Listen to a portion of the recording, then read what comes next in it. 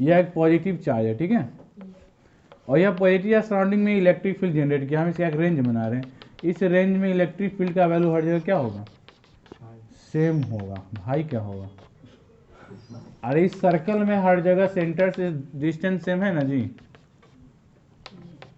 तो इस सेंटर में इस रेंज में इलेक्ट्रिक पोटेंशियल का वैल्यू सेम होगा। जैसे आर लेंथ यहाँ, आर लेंथ यहाँ, आर लेंथ यहाँ, मतलब हर जगह सेम रेडियस पर इलेक्ट्रिक फील्ड का स्ट्रेंथ सेम होता है, केवल डायरेक्शन अलग अलग होगा, मैग्नीट्यूड सेम होगा। कोई प्रॉब्लम? No sir. देखिए, अब इलेक्ट्रिक पोटेंशियल को डिफाइन करने के लिए हमको एक यूनिट पॉजिटिव चार्ज, जिसको हम टेस्ट चार्ज बोलते हैं, उसको इन्फिनिटी पर रखते हैं।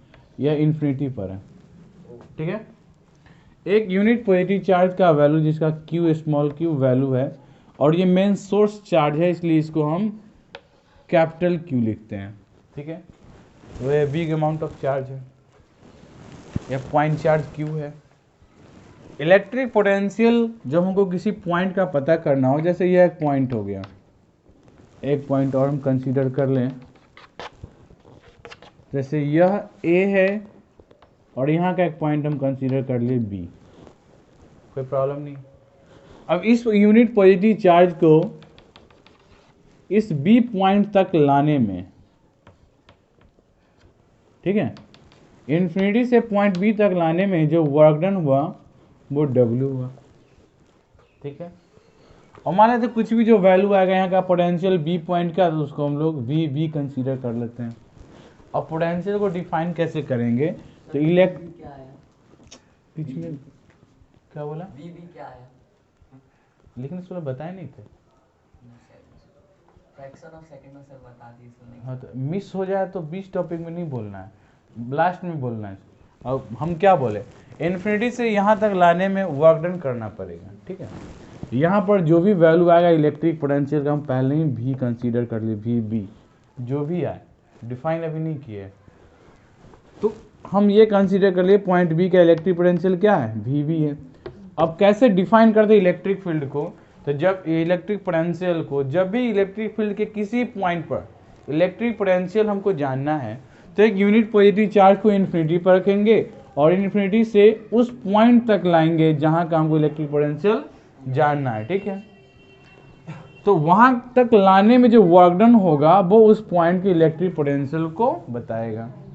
कैसे डिफाइन करते हैं, तो amount of work done, the electric potential at a point of electric field is defined as the amount of work done to move a unit positive charge from infinity to a point of electric field. समझ में आया? Electric field at a point of electric potential. Electric potential at a point of electric field is defined as the amount of work done to move a unit positive charge from infinity to a point of electric field is called electric potential at that point. समझा क्या? एक term और, जैसे मान लो कि हमको ए point का potential जानना है, ए का पोटेंशियल क्या होगा, हम कंसीडर कर ले वी ए होगा, जस्ट इमेजिन। अब वी ए को कैसे डिफाइन करेंगे, तो electric potential at point of electric field is defined as the amount of work done to move a unit positive charge from infinity to a point of electric field. समझ में आ गया? अब point A पर का हमको electric field जानना है, तो ए तक लाने में जो वर्क डन होगा, तो ये ए तक के लिए हम डब्ल्यू ए और बी के लिए हम लिख लेते हैं डब्ल्यू बी। तो वी भी क्या हो जाएगा, डब्ल्यू वी वर्क डन कहाँ तक जाने में, पॉइंट बी तक जाने में, और ये क्या हो गया, डब्ल्यू ए हो गया। है समझ में? सिंपल फॉर्मूला पोटेंशियल का क्या है, V equal to W by Q. अब कोई आपसे पूछे पोटेंशियल को डिफाइन कीजिए, work done per unit charge at a point of electric field to move a unit positive charge from infinity to that point is called electric potential. Definition याद हुआ? Electric potential का definition याद हुआ? जब भी electric potential होगा तो वो किसी इलेक्ट्रिक फील्ड का ही होगा। आप लोग ग्रेविटेशनल पोटेंशियल भी पढ़ेंगे, तो वो ग्रेविटेशनल फील्ड का होगा। तो इलेक्ट्रिक पोटेंशियल और इसके बाद वाला जो टर्म आएगा वो होगा पोटेंशियल डिफरेंस। ठीक है, तो इलेक्ट्रिक पोटेंशियल और पोटेंशियल डिफरेंस दोनों अलग अलग फिजिकल क्वांटिटी नहीं है, वो सेम फिजिकल क्वांटिटी है। तो इलेक्ट्रिक पोटेंशियल का फिर से रिपीट कर रहे हैं कि electric potential at a point of electric field is defined as the amount of work done to move a unit positive charge from infinity to a point of electric field is called electric potential at that point। ठीक है जी। अब इसी में केवल last में जो आप from infinity to a point of electric field बोलते हैं, उसी जब हम कर देंगे from one point of electric field to another point of electric field, तो वो पोटेंशियल डिफरेंस हो जाएगा। कैसे बोलेंगे? तो potential difference between two points of electric field, ये दो पॉइंट है ए और बी। अब इस दोनों के बीच में जो वैल्यू निकालेंगे इसका पोटेंशियल का डिफरेंस होगा, क्योंकि दोनों का एक अपना पार्टिकुलर पोटेंशियल का कुछ वैल्यू है। तो दोनों का जब डिफरेंस निकालेंगे ना, तो पोटेंशियल का डिफरेंस और पोटेंशियल डिफरेंस हो जाएगा। तो हम इसको कैसे डिफाइन करेंगे? तो potential difference between two points of electric field is defined as the amount of work done to move from one point to another point a unit positive charge is called potential difference between these two points। समझ में आ गया? तो unit positive charge को infinity से electric field के किसी point तक लाने में जो वर्क डन होगा वो पोटेंशियल होगा। ठीक है, और इलेक्ट्रिक फील्ड में ही किसी एक पॉइंट से दूसरे पॉइंट तक ले जाने में टेस्ट चार्ज को या यूनिट पॉजिटिव चार्ज को जो वर्क डन होगा वो हमारा पोटेंशियल डिफरेंस होगा। मतलब कि पोटेंशियल डिफरेंस पीडी जो हमको लिखना होगा, तो इसका पोटेंशियल माइनस इसका पोटेंशियल, एक सिंपल स्टेटमेंट में तो हाई पोटेंशियल कौन होगा, ए का या बी का? तो जो चार्ज के ज़्यादा नज़दीक वहाँ का पोटेंशियल हाई होगा। तो पोटेंशियल डिफरेंस क्या है? V A minus V B. तो अभी तो हमको पता है कि किसका पोटेंशियल ज़्यादा दिख रहा है, कई बार अननोन होता है। तो पोटेंशियल डिफरेंस का वैल्यू जब भी आना है तो पॉजिटिव आना है। ठीक है, तो हम मोड लगा देंगे। अब स्मॉल वैल्यू से लार्ज वैल्यू को सबट्रैक्ट करोगे या लार्ज स्मॉल को, रिजल्ट ऑलवेज पॉजिटिव आएगा। ठीक है, तो potential difference is the difference of electric potentials of two points. Also it is defined as the amount of work done to move a unit positive charge from one point to another point of electric field. तो यह हमारा क्या हो गया? Potential difference हो गया। समझ गए? अब देखिए, इलेक्ट्रिक पोटेंशियल भी एक तरह से पोटेंशियल डिफरेंस ही है। कैसे है? तो इन्फिनिटी का जो पोटेंशियल है V इन्फिनिटी, ये क्या होता है? जीरो होता है। इन्फिनिटी पर पोटेंशियल डिफरेंस का वैल्यू किसी चार्ज के कारण क्या होगा? जीरो। तो आप ये कह सकते हैं कि VV जो पोटेंशियल डिफरेंस आया है वो VV माइनस V इन्फिनिटी है। तो V इन्फिनिटी का वैल्यू तो जीरो होगा, तो VV ही रहेगा। Potential difference of A VA ही रहेगा। तो एक तरह से पोटेंशियल भी तो पोटेंशियल डिफरेंस ही है, जिसे कंपेयर हम किससे किए? उस वैल्यू से किए जो जीरो होता है। तो जीरो से डिफरेंस निकालना और नहीं निकालना एक ही बात हो गई। ठीक है जी। तो इलेक्ट्रिक पोटेंशियल और पोटेंशियल डिफरेंस एक ही फिजिकल क्वांटिटी है। तो जब आपको पोटेंशियल जानना है, इलेक्ट्रिक पोटेंशियल, तो वो किसी पार्टिकुलर पॉइंट का पोटेंशियल बतलाएगा। और जब हम पोटेंशियल डिफरेंस की बात करेंगे तो किसी दो पार्टिकुलर पॉइंट के बीच के डिफरेंस को बतलाएगा। डेफिनेशन बिल्कुल सेम है। Work done to electric potential at a point of electric field is defined as the amount of work done to move a unit positive charge from infinity to a point of electric field, and potential difference is defined as the amount of work done to move a unit positive charge from one point to another point of the same electric field. उसी electric field में एक point से दूसरे point तक जाने में जो work done होगा वो क्या होगा? Potential difference. तो अब यहाँ पर ये WAB वर्क डन क्या है? इसको BA लिखोगे B to A जाने के लिए। BA अगर यहाँ लिखे तो यहाँ भी हम कर देते हैं BA, क्योंकि हम लोग B से वर्क A तक गए। ठीक है जी। और ये PD हमको VAB कहिए या VBA कहिए, दोनों सेम चीज़ आएगा। क्लियर हो गया? चलिए, तो डेफिनेशन लिखिए। Electric potential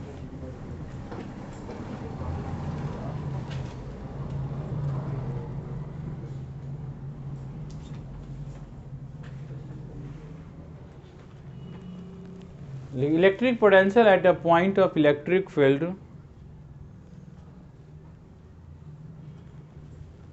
electric potential at a point of electric field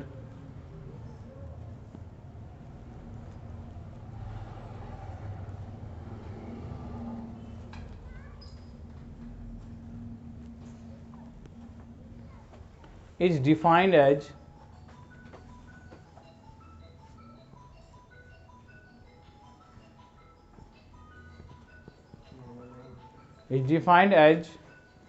the amount of work done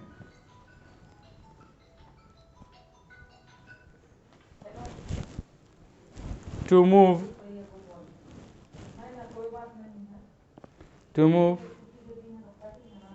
a unit positive charge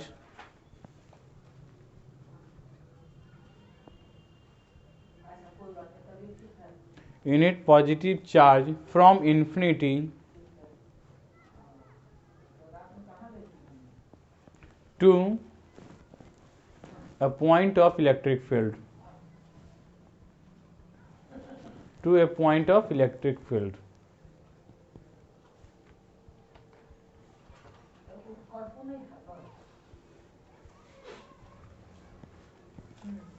हो गया फुल स्टॉप। पैरा चेंज करके आप पोटेंशियल डिफरेंस भी साथ साथ लिख लीजिए। Potential difference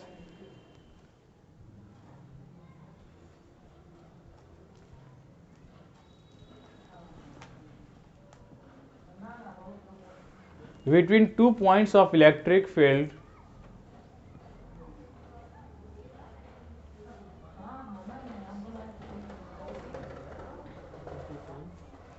points of electric field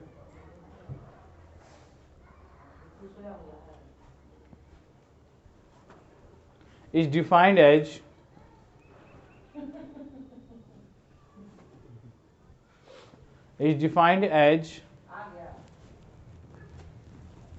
the amount of work done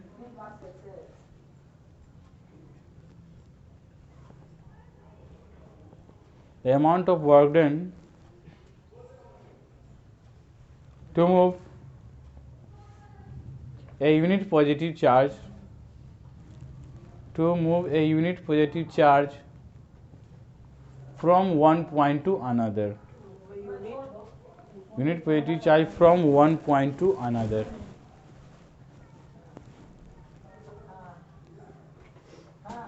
note कीजिए from one point to another.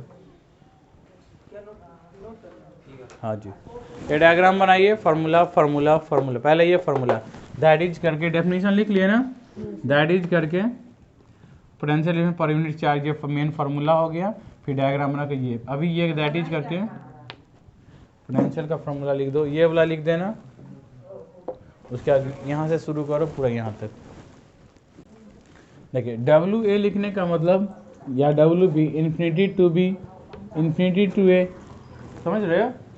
Potential difference ही हो गया, लेकिन है पोटेंशियल क्योंकि दूसरा इन्फिनिटी से कंपेयर कर रहा है।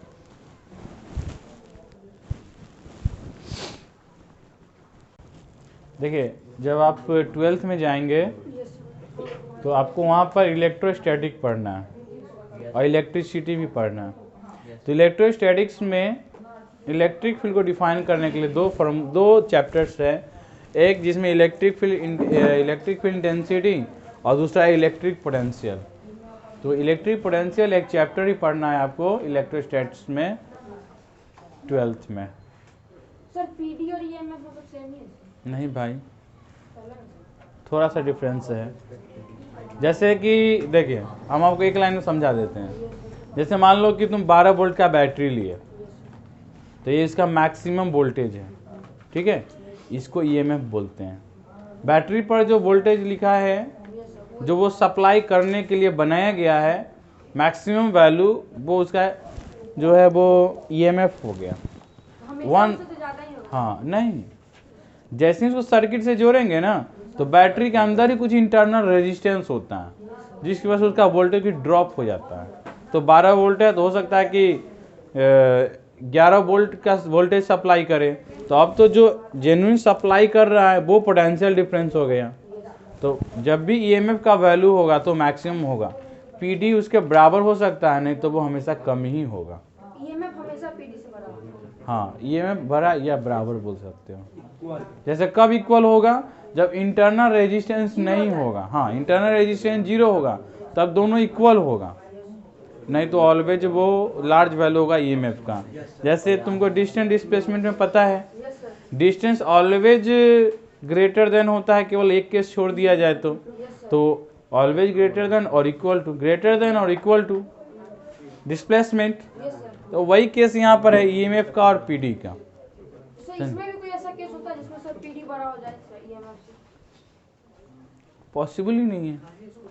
उससे ज़्यादा वोल्टेज, अब 12 वोल्ट का बैटरी है तो उससे ज़्यादा वोल्टेज सप्लाई कर सकता है क्या? नहीं, तो कैसे हो सकता है, घट सकता है। डिस्चार्ज ही हो जाए तो सर? डिस्चार्ज होगा तो और डिक्रीज करेगा, वोल्टेज ड्रॉप होते जाएगा। अब लिखिए पोटेंशियल में से रिलेटेड कोई टर्म्स है, एरो देकर पॉइंट वाइज लिखते जाइए। सबसे पहली बात तो आप समझ गए, electric potential at infinity is 0। लिखिए पॉइंट। एक मिनट, एक चीज और छूट रहा है, एसआई यूनिट पहले लिख लीजिए। एसआई यूनिट ऑफ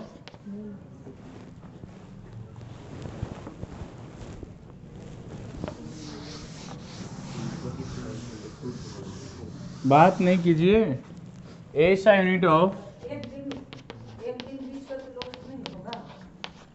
पोटेंशियल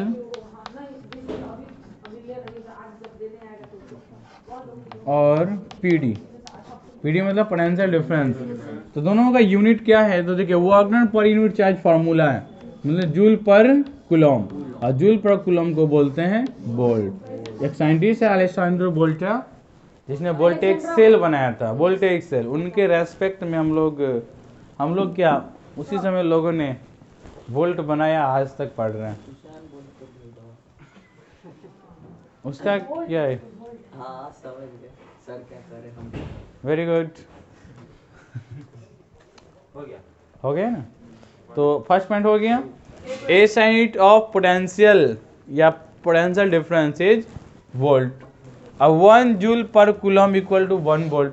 कोई आपसे पूछे define 1 volt of electric potential, ठीक है, तो इसको कैसे डिफाइन करते, वही डेफिनेशन यूज करेंगे कि if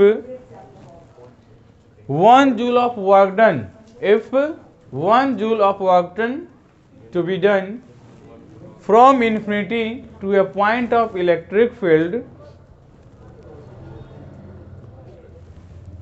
is called electric one ऐसे नहीं, if 1 joule of work done is to be done to move a unit positive charge नहीं, 1 कूलम ऑफ चार्ज, इसे यूनिट का ही मतलब 1 ही होता है।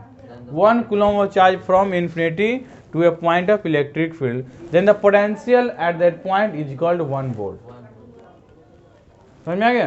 फिर से बोलें, if 1 joule of work done, ऐसे, if 1 joule of work done is to be done to move 1 coulomb of charge from infinity to a point of electric field, then the electric potential at that point is called 1 volt. समझ गए? तो 1 coulomb of charge को infinity से electric field किसी भी point तक लाने में अगर 1 जूल ऑफ वर्क डन होता है तो उस पॉइंट का इलेक्ट्रिक पोटेंशियल 1 वोल्ट होगा।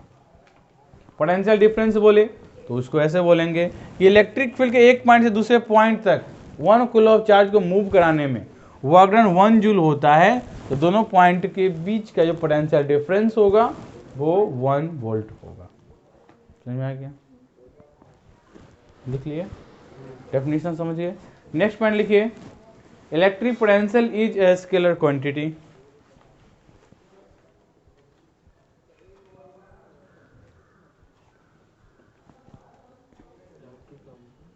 Electric potential is a scalar quantity.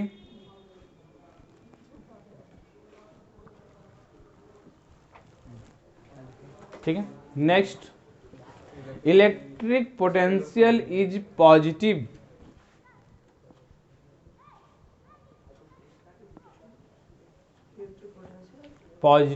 Electric potential is positive for a positively charge particle या positively charge body.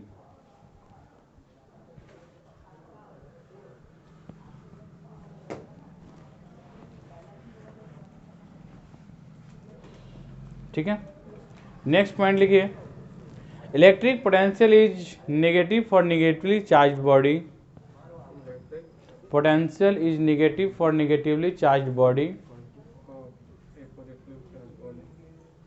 Negative for negatively charge body.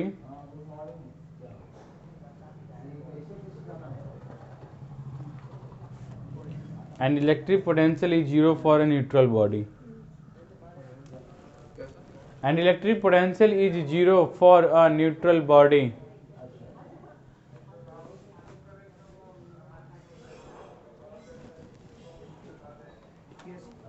ठीक है, समझ में आ गया। पॉजिटिव चार्ज का पोटेंशियल पॉजिटिव होगा, नेगेटिव चार्ज का पोटेंशियल नेगेटिव होगा, और जीरो न्यूट्रल बॉडी का जो पोटेंशियल होगा वो क्या होगा, न्यूट्रल होगा, जीरो होगा। ठीक है, electric potential at infinity is zero. लिखो, electric potential at infinity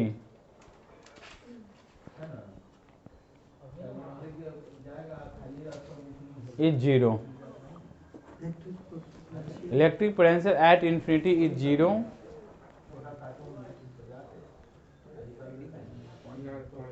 eight infinity is zero हो गया।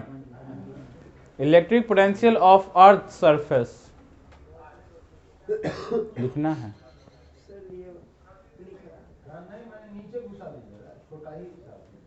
इतना देर तुम रुका हुआ है, उसको अगला लिखना चाहिए, अगला भी छोड़ेगा उसके लिए अपने मर्जी। Electric potential of earth surface is zero.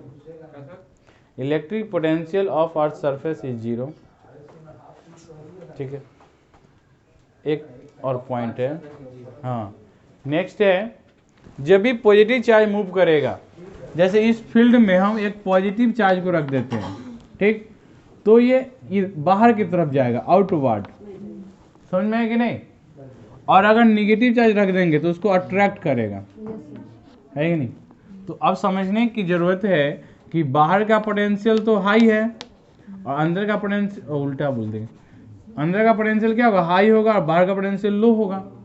तो अब ये पॉजिटिव चार्ज है तो ये हाई पोटेंशियल लो पोटेंशियल की ओर जो भागेगा, फोर्स लगेगा। अगर फ्री छोड़ दें मूव करने को किसी पॉजिटिव चार्ज को एक कैसे इलेक्ट्रिक फील्ड में, तो वो हमेशा हाई पोटेंशियल से लो पोटेंशियल की ओर मूव करेगा। कौन, ये पॉजिटिव चार्ज। और जब निगेटिव चार्ज को इलेक्ट्रिक फील्ड में डालेंगे सेम इलेक्ट्रिक फील्ड में, तो वो हाई से लो की ओर मूव करेगा।